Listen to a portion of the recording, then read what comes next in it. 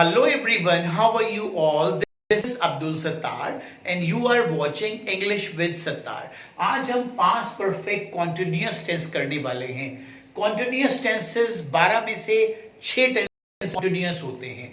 ये याद रखने वाली बात है कि 12 में से 6 टेंसेस कॉन्टिन्यूअस होते हैं और जहां जहां कॉन्टिन्यूअस टेंसेस का इस्तेमाल होता है वहां पर हम वर्ब के फर्स्ट फॉर्म के साथ आईएनजी का इस्तेमाल करते हैं। Is it clear? ये बात याद रहेगी ना?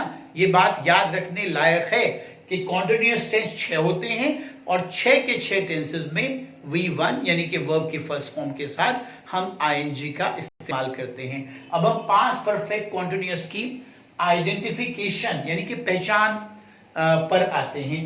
हिंदी के सेंटेंसेस में ऐसा क्या देखकर हम तय करेंगे कि ये सेंटेंस पास्ट परफेक्ट कॉन्टिन्यूअस से बिलोंग करता है? रहा था, रही थी और रहे थे सेंटेंस के आखिर में आता है। अब आप में से कुछ ये कहेंगे, सर पास्ट कॉन्टिन्यूअस टेंस के आखिर में भी रहा था, रही थी और रहे थे आता है और पास्ट परफेक्ट कॉन्टिन्यूअस टेंस के आखिर में भी आप यही बता रहे हैं। हाँ, बिल्कुल बता रहा हूं, लेकिन एक फर्क है। इस लेकिन में ही ये फर्क छुपा हुआ है और वो लेकिन ये है कि इसमें समय दिया होता है। पास्ट कॉन्टिन्यूअस का सेंटेंस तो ये है कि वह नहा रहा था और पास्ट परफेक्ट कॉन्टिन्यूअस का सेंटेंस ये है कि वह आधे घंटे से नहा रहा था। पास्ट कॉन्टिन्यूअस में ये कहेंगे वह पढ़ रहा था और पास्ट परफेक्ट कॉन्टिन्यूअस में कहेंगे वह सुबह से पढ़ रहा था। इसमें क्या दिया होता है? समय दिया होता है और समय दो तरीके से दिया होता है। एक तो होता है पीरियड ऑफ टाइम। क्या होता है? Period of time. इसे कहते हैं समय की अवधि।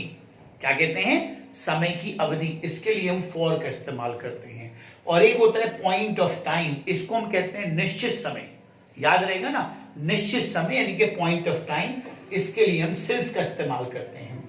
और आपको बाकी तो मालूम ही है, इसका रूल ये है कि वर्ब की फर्स्ट फॉर्म के साथ आईएनजी आता है और सभी के सभी जितने भी सब्जेक्ट हैं, चाहे वो सिंगुलर हो और चाहे वो प्लूरल हो, यानी चाहे आई हो, वी हो, यू हो, दे हो, राइट, कोई नाम हो, सबके साथ हम हैड बीन का इस्तेमाल करेंगे। हैड बीन, तो उसमें 3-4 चीजें क्लियर हुई हमें। एक तो वर्ब की फर्स्ट फॉर्म के साथ आईएनजी, फिर हैड बीन और समय जो दिया हुआ है उसमें पीरियड ऑफ टाइम के लिए फॉर और पॉइंट ऑफ टाइम के लिए सिंस, यानी समय की अवधि के लिए फॉर और निश्चित समय के लिए सिंस का इस्तेमाल हम करते हैं।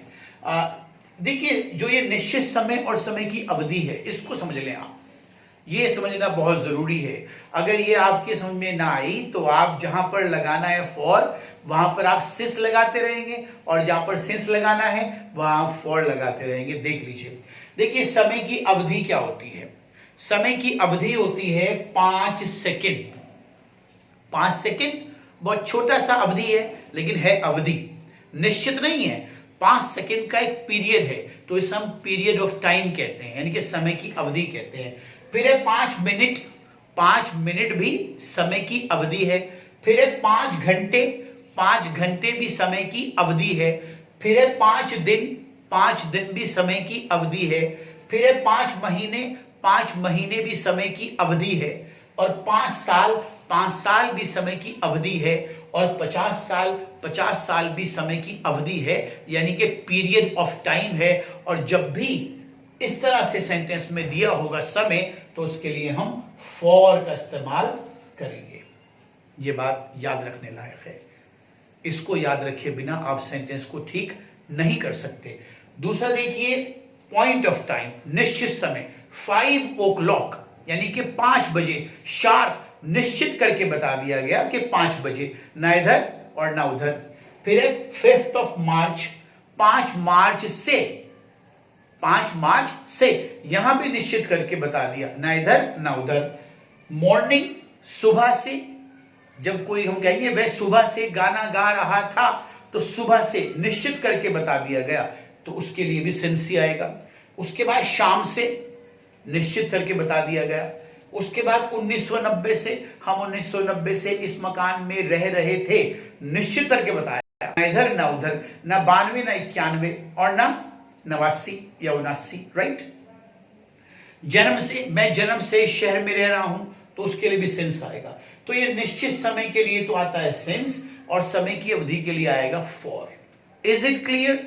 अब सेंटेंस को देखिए, इस सेंटेंस को जो हम बनाएंगे तो बाकी चीजें जो क्लियर अब तक आपकी नहीं हो पाई वो मुझे उम्मीद है कि क्लियर हो जाएंगी।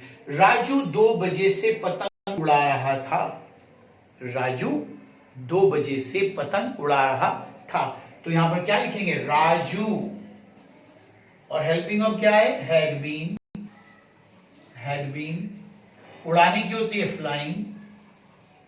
Raju had been flying a kite. कब से उड़ा रहा था भाई? 2 बजे। अब बताइए निश्चित समय है या समय की अवधि है? 2 बजे। 2 बजे तो निश्चित समय है, पिन पॉइंट करके बता दिया गया। तो आएगा सिंस 2 o'clock, ऐसे लिखेंगे इसको, 2 o'clock। Raju had been flying a kite since 2 o'clock। Is it clear? दूसरा सेंटेंस देखिए, बच्चे 2 घंटे से कक्षा में शोर मचा रहे थे। 2 घंटे से शोर मचा रहे थे। अब 2 घंटे का जो वक्त है वो निश्चित समय है या समय की अवधि है? बताइए भाई। अवधि है भाई, 2 घंटे का पीरियड है, 2 बजे नहीं कहा है, 2 घंटे से कहा है। तो यहां पर क्या आना चाहिए? फॉर। देख कैसे बनता है, बच्चे, the children had been making a noise। make a noise कहते हैं शोर मचाने को, तो यहां जाएगा making a noise। कब से मचा रहे हैं? 2 घंटे से। for 2 hours, HOURS, for 2 hours। बात समझ में आई? अब ये देखिए, क्या किसान सुबह से खेत में काम कर रहे थे? यानी कि बहुत सारे किसानों की बात हो रही है, तो उसमें हेड को शुरू में ले आएंगे। Had the farmers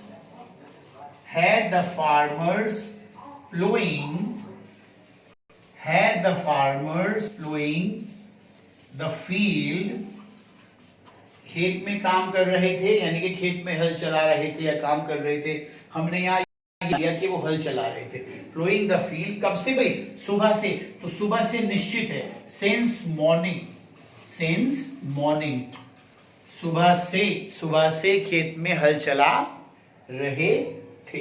had the farmers been रह गया यहां पर, देखिए, been ploughing, been ploughing the field since morning. I hope it is clear. अब देखिए, हम 1970 से इस मकान में रह रहे थे।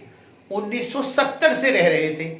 1970 एक निश्चित समय है या समय की अवधि है? निश्चित समय है। तो we had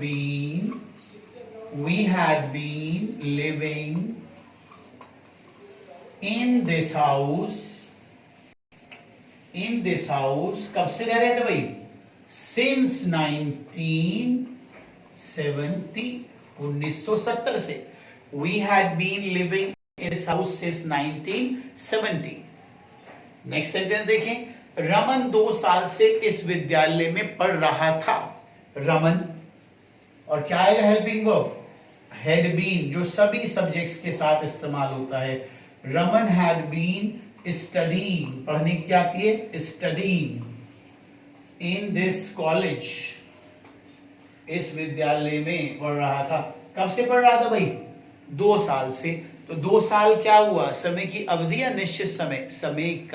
समय की अवधि है ये। फॉर 2 years, 2 साल से।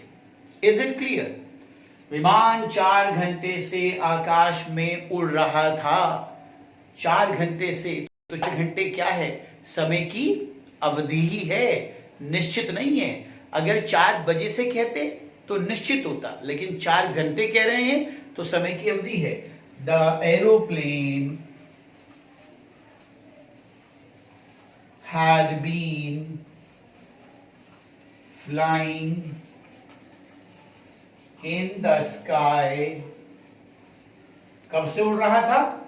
4 घंटे से। तो फॉर आएगा, फॉर 4 hours, फॉर 4 hours, 4 घंटे से। माता जी कल तुम्हें शाम से क्यों डांट रही थी? शाम से, तो शाम से क्या हो गया? निश्चित समय। तो इसमें क्यों की अंग्रेजी पहले आएगी, वाई। जो ये क्यों, कब, कैसे, कहां वाले सेंटेंस होते हैं, जो इन लफ्जों से, इन्हें हम WH वर्ड्स कहते हैं, इनसे शुरू होते हैं, तो इनकी इंग्लिश पहले आती है। Why had the mother been, देखिए हैड यहां, बीन यहां और बीच में mother. Why had the mother been scolding, कहते हैं भाई डांटने को, SCOLDING, scolding. Why had the mother been scolding you, माता जी तुम्हें क्यों डांट रही थी, कब से? शाम से, सिंस इवनिंग, सिंस इवनिंग, शाम से, और क्वेश्चन मार्क लगा देंगे because this is the interrogative sentence. And the last one is अखबार वाला 3 घंटे से अखबार बांट रहा था। अखबार वाले के लिए क्या आता है?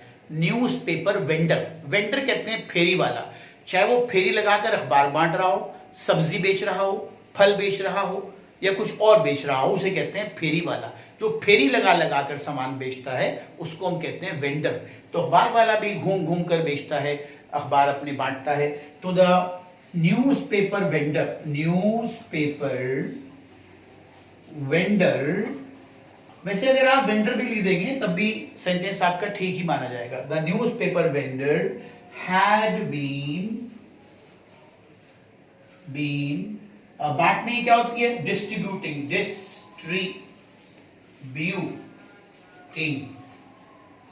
Distributing the newspaper. कब से बांट रहा था ये वो? 3 घंटे से, for 3 hours। Is it clear? देखिए मैंने आपको पहले भी बताई थी ये बात कि grammar is a subject that requires a regular practice. If you really want to master in English, you need to master your grammar first, because we are not the native speakers of English, so we are in dire need to master this language with the help of grammar. So कोई मौका ना छोड़ें grammar को। इस video को कम से कम 2 बार देखें और इसकी प्रैक्टिस करें। Okay, this all for the day. Be happy, be safe, bye bye.